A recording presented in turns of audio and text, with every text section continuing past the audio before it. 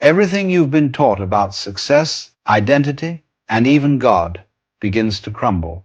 And strangely enough, that's good news. Because when your world starts falling apart, that's when your real life begins. Most of us have been hypnotized. Hypnotized by culture, by education, by religion, by our own self-importance. We've been told who we are, what we must do, what we must believe, and so we build this magnificent little house of cards called me. Then life comes along, sometimes gently, sometimes quite rudely, and blows on it. And when that house falls, something extraordinary happens. People imagine awakening as some great mystical explosion, angels descending, lights flashing, an orchestra of enlightenment playing in the background. But the truth is, it's much simpler and far more intimate than that. Awakening begins when you notice the illusion, when you look at the actor you've been playing and realize you are not the role. You are the space in which the play happens. And that, my dear friend, can feel disorienting, because the first thing that collapses is your certainty. You begin to see that everything you've believed about yourself was never really yours. It was borrowed, second-hand, like an old suit that never quite fit. So, what are these signs of awakening? How do you know if it's happening to you? Well, the first sign is dissolution, the dissolving of boundaries. You begin to see that the wall between you and the world is imaginary. The line separating me and you, self and other, starts to blur. You may be sitting quietly, watching the sunset, and suddenly you're not watching it anymore. You are it. You are the redness in the clouds, the warmth of the light, the stillness in the air. The watcher disappears, and only watching remains. That's not insanity. That's reality, glimpsed without filters. And when that happens, you might feel both frightened and free. Frightened because your familiar sense of control begins to vanish. Free because for the first time, you're not trapped inside the story of me. All along, you thought you were a wave struggling against the sea, but now you realize you are the sea pretending to be a wave. So the first sign of awakening is this gentle, or sometimes not so gentle, realization that you are not separate, that your skin does not divide you from the universe, it connects you to it. And once you taste that, nothing ever feels quite the same again. The second sign of awakening is emptiness. And I know that sounds depressing. People say, "Oh, Alan, I don't want to feel empty." But you see, emptiness isn't nothingness. It's spaciousness. It's the clearing in which life can finally breathe. When the clutter of thoughts, identities, and constant striving begins to fall away, what's left is silence. A vast, alive silence. At first, the ego panics. It says, "Quick, fill this emptiness. Think something. Be someone." But if you resist the temptation, if you simply rest there, you'll discover that emptiness is full of peace, full of awareness, full of everything you've been searching for. This stage can feel like dying, because in a sense, it is. The old you begins to fade. You lose interest in things that once defined you. Status, possessions, approval. You begin to see through the game. And society doesn't like that very much. It depends on your believing the game is real. Awakening can feel lonely, even painful, because you are no longer hypnotized by what most people take seriously. You laugh at the absurdity of it all, the chase for success, the worship of progress, the endless noise. You see, it's all part of the dance, yet you're no longer fooled by it. And then the third sign arises. I call it the great compassion. When the illusion of separateness dissolves and the emptiness within you opens, something extraordinary fills it. Love. Not the sentimental kind, not the romantic kind, but the cosmic kind. You begin to feel, quite literally, that you are everything. The trees, the stars, the laughter of children, the sorrow of the world, they are all yourself, wearing different masks. And from that realization flows a natural compassion. You no longer help others because you should. You help because there are no others. It is your own hand reaching out to soothe your own pain. Notice that none of these signs are things you do. You don't make yourself awaken any more than a flower forces itself to bloom. Awakening happens when the conditions are right, when you've suffered enough from pretending to be what you're not, when you've seen through the futility of control, when you've laughed at your own seriousness. And then, quite unexpectedly, you let go. It's as if the universe says, finally, he stopped trying. And in that moment, you awaken, not to a new identity, but to the realization that there never was one. Just the eternal play of energy, dancing as you. I want you to notice something beautiful. None of this requires belief. You don't have to adopt a new religion or memorize a philosophy. Awakening is not about adding more information. It's about seeing clearly. When you truly see, you can't unsee. And what you see is that life is not a problem to be solved, but a mystery to be experienced. The awakened one does not withdraw from the world. He laughs with it, dances with it, weeps with it, because now he knows there is no destination. There is only the eternal unfolding of now, forever, arriving, forever complete. If you notice these signs, the dissolving of boundaries, the taste of emptiness, and the birth of compassion, don't resist. Don't try to label it or understand it. Just allow it. Because awakening is not something you achieve. It's what you've always been, hidden beneath layers of pretending. And when you finally stop pretending, when you surrender the need to be anyone at all, something astonishing happens. Life lives you. And that's the great secret, that the self you've been searching for was never lost. It was the one looking all along. Once you've had this glimpse, this awakening, you may think, I've got it. I've reached enlightenment. But the very thought of I've got it is the ego sneaking in through the back door. You see, the ego is terribly clever.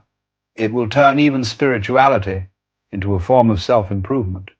It says, I am more awakened than you. And the moment that thought arises, it's gone. The awakening slips away like smoke between your fingers. Because awakening is not something you can possess. The one who tries to hold it is precisely the one who must disappear. The universe plays this delightful trick. It lets you see the truth. And then, just when you think you understand it, it hides it again. Why? To keep you dancing. Because awakening is not a static state. It's a rhythm, a pulse, a constant unfolding. One moment, you are the ocean. The next, you are a wave again. And if you fight the rhythm, if you say, I must stay awakened, you turn the dance into labor. But if you simply flow, laugh, and allow it to move as it will, you find yourself always returning to that spacious awareness, effortlessly. It's very much like breathing. You inhale, you exhale. You awaken, you forget, and then you awaken again. The forgetting is part of the process. The illusion isn't an enemy. It's the canvas upon which awakening paints itself. Without darkness, light has no meaning. Without sleep, awakening would be impossible. So, do not judge yourself for falling back into the dream. The awakened one dreams beautifully, knowing it is a dream. He plays his role in the theater of life, but never loses the laughter behind the mask. And that laughter, that gentle, knowing laughter, is the fragrance of freedom. I can almost hear someone asking, but Alan, what do I do with this awakening? How do I live in the world now? And the answer is, you don't have to do anything special. You simply live, but with awareness. You brush your teeth, but you're aware of brushing your teeth. You speak, but you notice the sound of speaking. You breathe, but you feel the breath breathing itself. It's not about escaping the ordinary. It's about realizing the ordinary is the divine. Washing dishes can be as holy as meditation if you are fully present in it. And that's the astonishing paradox. When you stop chasing meaning, everything becomes meaningful. When you stop trying to be spiritual, you discover that you already are. You can't not be, because what you truly are is not this limited body or this restless mind, but the totality of existence itself. You are the sound of the rain, the taste of the wind, the pulse of galaxies. You are life experiencing itself, pretending for a while to be a person. So awakening isn't about becoming something else. It's about remembering what you've always been. The play was never meant to be taken seriously. But here's the catch. The human mind loves seriousness. It believes that only through struggle and effort can anything worthwhile be achieved. So when awakening comes effortlessly, it feels suspicious. The mind says, it can't be this simple. And yet, it is. The simplicity of awakening is precisely what makes it so elusive. It's like searching for your glasses while they're on your nose, or trying to bite your own teeth. The seeker and the sought are the same. When you stop seeking, you find that what you were looking for has always been looking through your eyes, hearing through your ears. Let's talk about the resistance that often follows. Because once you've glimpsed the truth, life may start rearranging itself. Old relationships fall away, certain ambitions dissolve, and the things you once clung to start slipping through your fingers. That can be terrifying. But remember this, when you let go of what is false, what is true remains. Life will remove what no longer serves your awakening. And though it may feel like loss, it's actually liberation. The caterpillar must dissolve completely before it becomes the butterfly. The death of the old you is not the end. It's the beginning of flight. And when you do begin to fly, you'll notice something else. The awakened state isn't always peaceful. Sometimes it's wild, chaotic, ecstatic, because you're no longer filtering life through your judgments. You feel everything fully. Joy and sorrow, beauty and pain. You are open to the full spectrum. To awaken is to become raw, alive, undefended. And that's a tremendous courage. Most people hide behind opinions, possessions, and identities. But the awakened one stands naked in the mystery, utterly vulnerable and yet invincible. Because what can hurt the ocean? The wave may crash, but the sea remains unharmed. Another subtle trap arises here. Some people mistake awakening for detachment. They think enlightenment means becoming emotionless, floating above the world like a ghost. But true awakening is the opposite. It's total intimacy with life. When you awaken, you don't become indifferent. You become infinitely connected. You cry more, you laugh more, you love more, because now you see yourself in everyone. You no longer cling to pleasure or run from pain, because you understand they're two notes in the same melody. You are the music itself, not just one tune. And life, life becomes a symphony. So, if you find yourself in that strange, beautiful confusion, half falling apart, half falling awake, trust it. You are not losing your mind. You are losing the illusion of control. The universe is far too vast to be managed by a single ego. You are not the doer. You are the doing. You are the dance, not the dancer. And once you surrender to that, something magical happens. You stop trying to force life, and instead, you let it flow through you. Decisions become intuitive, relationships become lighter, and even pain becomes a kind of teacher, not an enemy. At this stage, many people begin to notice synchronicities, those little coincidences that seem too perfect to be random. You think of a friend, and they call. You imagine a solution, and it appears.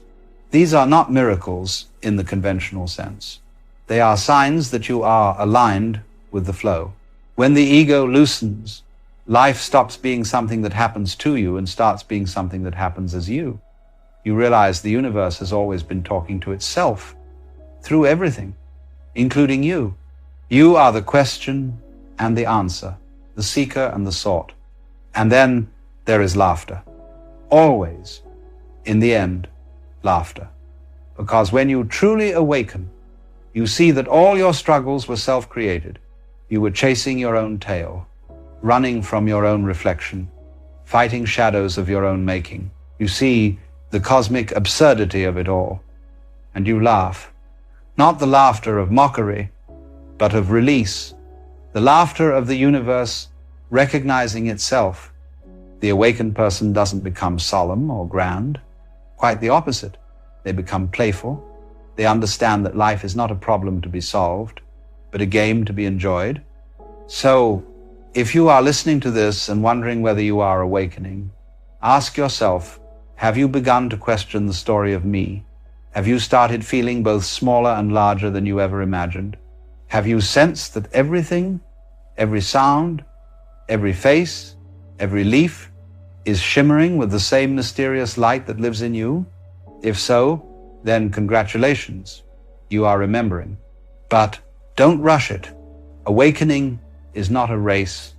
It unfolds like dawn. The sky brightens slowly, and suddenly you realize the sun has already risen. You are already home, though you may still be wiping the sleep from your eyes. And remember, awakening does not make you special. It makes you ordinary in the most extraordinary way. You become simple, real, unpretentious. You see the divine in the grocery clerk, in the beggar, in the sound of traffic, in the smell of rain. You bow to life, not out of duty, but out of wonder. Because you see, this whole existence is a miracle hiding in plain sight. When you awaken, nothing changes, and yet everything changes. The same world, but seen through clear eyes, becomes a paradise. And you realize it was never lost, only forgotten. Let it crumble. Your ideas of success, your identity, even your God. Let it all fall and see what remains. Because what remains cannot be named or described, yet it is more intimate to you than your heartbeat. It is the silence before words, the stillness before movement, the awareness in which every experience arises and dissolves. And that awareness, you, has never been born and will never die. It is the eternal now, forever playing hide and seek with itself. So laugh, live, love, and awaken again and again. After all, the universe is pretending to be you beautifully.